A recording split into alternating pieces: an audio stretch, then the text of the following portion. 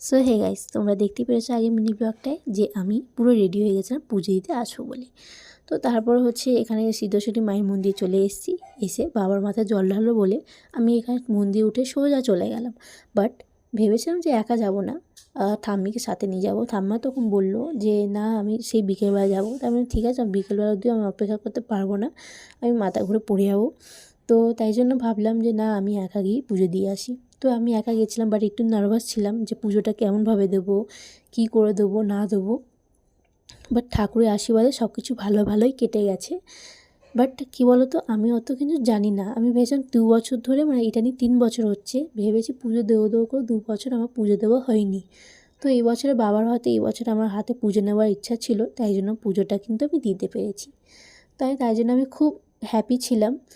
But যাই হোক না কেন, আমি তো ভয়ে ছিলাম যে পুজোটা কেমন দেবো না দেবো। কারণ বলতো, আমি যখন 3-4 পড়ি তখন আমি ঠাম্মির সাথে গিয়ে একবার পুজো দিয়েছিলাম, তো খুবই ছোট।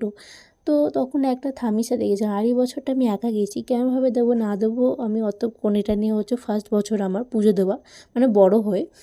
তো অত জানি না। তো যাই হোক না কেন, ঠাম্মি বলে দিয়েছিল এমনি করে নিয়ম বলে দিয়েছে, এমনি করে পুজো করতে হয়। আমি তেমনভাবেই করেছি। তারপর দেখতেই পাচ্ছ আমি এখানে পুজো দেওয়া হয়ে যেতে আমরা গিয়ে মায়ের কাছে অঞ্জলি দেওয়ার পরে আমি বাড়ি চলে এলাম। বাট যাই হোক, তোমরা লাইক, কমেন্ট, শেয়ার, সাবস্ক্রাইব করে দাও। বাই।